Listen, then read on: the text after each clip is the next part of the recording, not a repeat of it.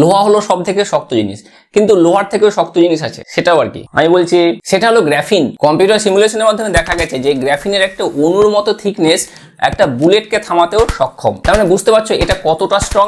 এটা বাস্তবে লোহার থেকে প্রায় 200 গুণ স্ট্রং, 200 গুণ এটা কিন্তু শক্ত লোহার থেকে। শুধুমাত্র শক্তই নয়, এটা কিন্তু তার সাথে খুবই হালকা।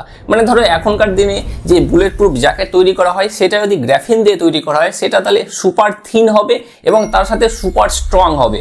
মানে যেই ম্যাটেরিয়াল দিয়ে তৈরি হয় তার থেকে অনেক গুণে বেশি স্ট্রং কিন্তু হলো এই গ্রাফিন। শুধুমাত্র এটাই নয়, এটা দিয়ে যদি ফোল্ডেবল স্ক্রিন তৈরি করা হয় তাহলে কিন্তু সেটা খুবই হালকা হবে।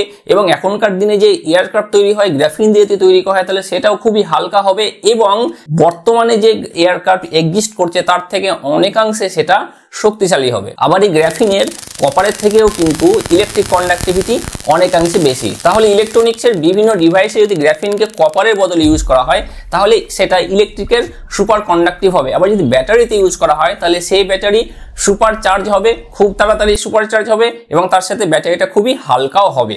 তাহলে এই গ্রাফিন হলো খুবই শক্ত, খুবই ইলেকট্রিকের সুপরিবাহী এবং তার সাথে খুবই হালকা। এটা সহজে কিন্তু ভেঙেও যায় না। তাহলে তোমাদের মনটা যদি গ্রাফিন দিয়ে তৈরি হতো বারবার ভেঙে যেত না।